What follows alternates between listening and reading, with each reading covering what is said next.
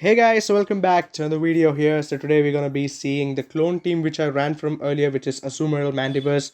I ran Sableye, so instead of Sableye, I'll be using Registeel because of the coverage and the bulk that it provides. So Azumarill on the lead on the first match versus the Dunsparce. So Dunsparce is a pretty spice pick for this Ultra League meta this season. Reason being the rise of Glygars and even the Medichamps, because Dunsparce hits for neutral all over the board and takes a lot of super effective damage as well from the counters from the Medicham. So I will not prefer you running a Dunsparce if at all you have a really good core associated to it. So we land the player up there, which is beautiful, and they're going to be going for constant drill runs to chip away our health. But Azumarill is just so tanky that it can actually survive 2 more drill runs easily. So I'm going to go for another play rough here straight away onto the Dunsparce. So hopping to get the first shield of the match, we do get the first shield. So this now makes me think that they might be weak to Azumarill in the back. So that's the reason why I decided to give up a shield on the Azumarill to maintain good health if there is a Medicham, so that I can sweep. But still, Mandibuzz is also a really nice option, but it takes super effective from Ice Punch, right? So what I'm going to do is here, I'm going to build up and they swap in an Alolan Marowak. Really good catch by them, even though miss lead of energy, but a really good swap. And I'm going to lock this Alolan Marowak onto the Mandibuzz, but we need to watch out for the Fire Blast. But Mandibuzz is such a thick bird that it can actually survive it. 50%, okay. So we CMP tied there, we lost the CMP tie to the Fire Blast. So I'm going to undercharge it purposefully, but I undercharge it too low where I can't get the farm down, and I let the Marowak get to another Fire Blast, so I'm forced to throw an Aerial Ace there. So quite a misplay by me. I should have charged it to Great, I believe, in order to get the farm down. So Dunsparce comes in once again. I'm going to throw the Dark Pulse instantly to get rid of the Dunsparce because Rock Slide adds up, and they shield, which was pretty interesting. And I'm going to force their energy here. And I'm going to come in with a Registeel, and I can farm the Dunsparce down because in the range of the farm down, and Registeel with a shield can actually sweep any teams because of its moveset of Zap Cannon and Focus Blast just hits very hard. So I'm going to decide to shield the Drill Run is the highest causing damage, but in the back there's a Gligar. We need to play this correctly now. And how we're going to play this correctly is the Dunsparce is still alive and there's a Gligar in the back. We get a massive attack drop, which lets me to survive another dig afterwards. So this dig, but still lands for a massive super effective damage because of its shadow typing, and we now do catch the dig on the Mandibuzz. This was the exact reason why I saved the Mandibuzz, because dig is heavily resisted, and now I can easily go for Dark Pulse, which eventually gets the Gligar pretty low, and they need to throw a charge move in order to take my Mandibuzz down, but Dark Pulse just KOs the Mandibuzz, and they can't farm me down with the rollout because Mandibuzz is just so thick. Even though with 10, 15, 12 IVs, so if you trade a Wallaby, if you get a PvP IV1, it's really good. Do try it. It's one of the best flyers with the Gligar out there on the Open Great League addition to it. So hopping on to the next one. These are pretty cool set. I had 3-2, I believe. So hopping on to the next battle, we have once again Azumarill will be on the lead versus Cresselia. Now Cresselia, this is a very tough matchup, so I'm gonna swap into the Registeel and get ahead on energy, and we drew out a Medicham, which is absolutely the play. Registeel's main play is to draw out the Medichams so that the Mandibuzz can sweep with the Cresselia, right? So in this situation, so the Zap Cannon, we do land the Zap Cannon. Power Up Punch, no. This trainer is running Dynamic Punch by surprise, so because of the Dynamic Punch, we can't get to another Zap Cannon in time. If they were running Ice Punch or Power Punch or Psychic, usually we can get to 2 Zap Cannons and force a shield, or we can flip the mid-game matchup. But here, this trainer is running Dynamic Punch. Oh man, so spicy. They go once again for the Dynamic Punch, and it's heavily resisted on Azumarill due to the fairy typing here. And they swap into the Cresselia once again, and now they are switch locked with the Mandibuzz. I need to watch out for the Moonblast because Moonblast still does a lot of effective damage, but they go for a Future Sight. And I instantly believe that this Cresselia is not running Moonblast and Grass Knot. It's running Future Sight and Grass Knot instead, where my Mandibuzz can absolutely sweep this Cresselia, and my only thing is I need to have the energy advantage on the back end. Now we do get 2 shields, so they are showing me that they're extremely weak to Mandibuzz in the back, and the Future Sight is not going to do anything on the Mandibuzz. It's heavily resisted, and now I'm going to go for the Dark Pulse instantly. I think this is slight misplay because I should have overloaded a little more energy, but it's okay. I would have farmed out the Cresselia there. The Medicham just decides to come back in. I'm going to let this one go through because it's just an Ice Punch and Mandibuzz is just so tanky. I'm going to swap into the Azumarill and like to farm down this Medicham because I want to have an Ice Beam, 2 Ice Beam basically. We cannot have it back to back, but eventually we can get to it in time. So we are on max energy right now. Azumarill with the shield, Mandibuzz with the shield looking really good. I'm going to let it go because Rasnard is not able to KO the Azumarill from this range. Ice Beam or Play Rough, anything will eventually get the Cresselia low enough. And just one bubble down, we take down the Cresselia, and in the back, there's a Whiscash. Now, Whiscash, we need to just watch out for the Blizzard on the Mandibuzz. But here, Whiscash can't farm me down. It needs to throw its energy or else I get to another Ice Beam in time. But I decide to catch the Mud Bomb instead. I know it's a Mud Bomb, but still I'd give up a shield here just to make sure that I'm in a right position. And now I'm in a pretty great position because I'll be able to get to 2 Dark Pulses before they get to a Blizzard, and which will actually make the trainer lose his game. So pretty interesting team, the way they showed that if Cresselia was running Moonblast, I think this game would have been a pretty more like challenging, but due to the future sight, the Mandibuzz really shined there. So hopping on to the third one, let's see how it goes. Very happy with the performance of this team and how it turned out to be. I know it's a slight spicy pick, but still, Azumarill versus the Frostlass here. So it's a very neutral matchup because both of us are not doing super effective to each other.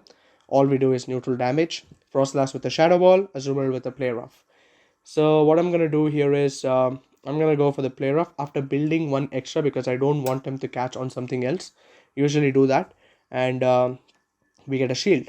And what pops to my head is there's a Medicham in the back. Every time when an opponent shields an Azumarill, like when they shield their Pokemon from the Azumarill, I think that there's a Medicham in the back. That's how I like to team read the opponents. So they win the CMP tie to the Shadow Ball here. So I will give up another shield because if there is a Medicham in the back, I will absolutely keep my Azumarill healthy and make sure I can get to a player of there. So we do take the Frostlass down, which is okay. And in the back, there's a Scrafty actually. It's actually better than a Medicham, you know. Reason being, Scrafty is what I can say. It's dog fighting typing, right? So it takes more damage from the player of, and I don't want him to get ahead on too much of energy. So in comes a Quagsire. Now, this is a very interesting matchup, but Stone Edge can't one-shot me down because Mandibuzz is so thick. So they're gonna go for the Stone Edge, absolutely. But my intention here is this Crafty, if it gets ramped up, it can actually sweep my Registeel. So I'm in a very a neutral situation where I need to just don't overthink it. Just we can take the Quagsire down, but I guess it gets to another Mud Bomb in time, which is not good. So yeah, it does get to the Mud Bomb in time. So now I can go to the Aerial Ace, but the Scrafty decided to throw a Power Up Punch, I guess, here. But Power Up Punch is still not enough to take me down, which I'll eventually get to an Aerial Ace in time. And my hope is to swap onto the Azumarill, and but I come in with a Registeel instead because, yeah, I thought to swap into the Azumarill, but Registeel was the better call because I know I can make it to a Focus Blast because before they will make it to the Foul Play or another Power Punch instead.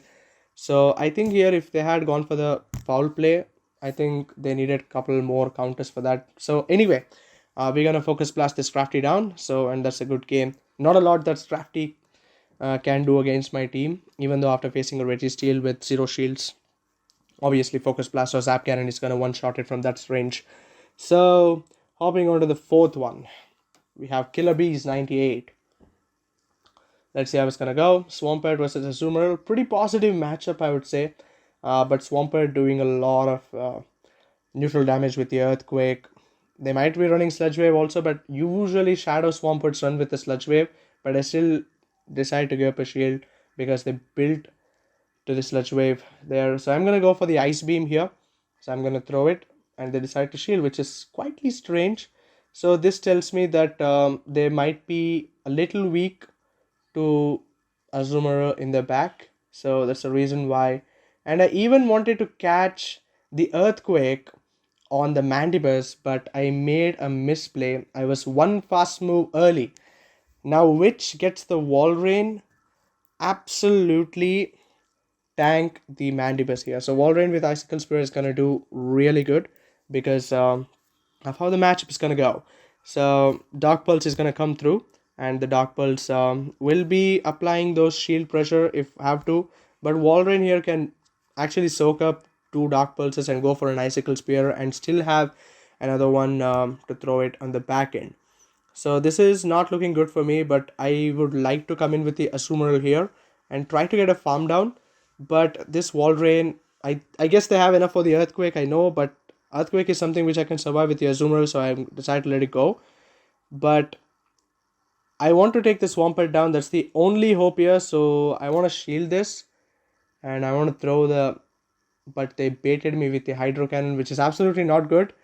Because now it forces me to throw the ice beam instantly, and they also give up a shield, which is not good. And now I know it's the Earthquake which is coming through, and I'm praying that there will be no Medicham in the back. If there's a Medicham, it's game over, but it's a Trevenant, and there's not a lot that we can do in the situation we were. I think I shouldn't have gone to catch that Earthquake, because even though like in these situations, I would have actually tanked an Earthquake against a Swampert and gone for an Ice Beam, and have my Registeel play the Wall Rain and the Mandibuzz onto the Trevenant. I think that would have been a lot better matchup if I had not shown the Mandibuzz to my opponent. But sometimes we do make mistakes, and we might be failing to read the team properly. So that was actually El Clasico team. That is Swampert having double coverages to one is Flyers and one is the Grass. So really good team by my opponent there. So hopping on to the next one, we have Azumarill on the lead versus Mirror Match. So they swap into the Superior straight away, and I am very late on the swap here because I should have swapped a little bit early. And seeing this, I thought that I could have gone on to the Mandibuzz. I don't know why I thought like that, but I could have gone on to the Mandibuzz because seeing this matchup, Azumarill was on the lead. Registeel could have easily handled the Azumarill there. And now the Serpero is facing the Registeel, but Mandibuzz does not do well against the Azumarill. I don't know why did I make a swap onto the Registeel there before even thinking twice. So now it's going to cost me this game, I guess. Because Azumarill with the mirror match, it's not a lot that we can do. And they also got a shield for the Frenzy Plant. And I'm in a very tough spot here. Let's see what decides to come in. And it's a Venusaur in the back. This is not good for me because I guess coming up with the Mandibuzz was a pretty interesting situation, but seeing the Venusaur, Shadow Venusaur is one of the Pokemon that you need to threaten. My only hope was to get to a Focus Blast or a Zap Cannon, but they know that I'm going to get it and they're going to throw their energy here, which is not good. And they even undercharge it, and I come in with a Mandibuzz. But Sludge Bomb actually does a lot to a Mandibuzz here. That's almost around 60% health points already. And they even catch my Aerial Ace onto the Azumarill. So, oh my god. I'm already in a very tough spot here. I think bringing Mandibuzz onto the Serpero was a really good call. But I don't know why did I come in with the Registeel, because Registeel would have been able to handle the Venusaur as well as Azumarill both as well. Like when you're seeing it through the vision here. But I still have the Registeel for the sacrificial swap. But I don't think I'm going to be able to win this. Because I know it's 1-to-1 shield, but still the Venusaur has a lot of energy. I think it has around enough Frenzy Plant ready to go. And it might get to another one. And being its Shadow makes it hit impressively hard. And we do catch the Frenzy Plant on the Registeel. Really good timing, but I guess it's a good game. Because Azumarill can't handle a Venusaur with that much health. And at the same time, there's an Azumarill which is lurking in the back itself. So I could have played it better by swapping into the Mandibuzz. So those are the mistakes. And that is something which we need to learn in this process as well. So we can't do anything over here because Venusaur is going to just take me down. Boom. There we go down. So pretty good set and pretty good team. Do give it a try. And let me know in the comments if you wanna, or if you want to run any of your team, do suggest me. I'm gonna run that. So I'm gonna see you in the next video then.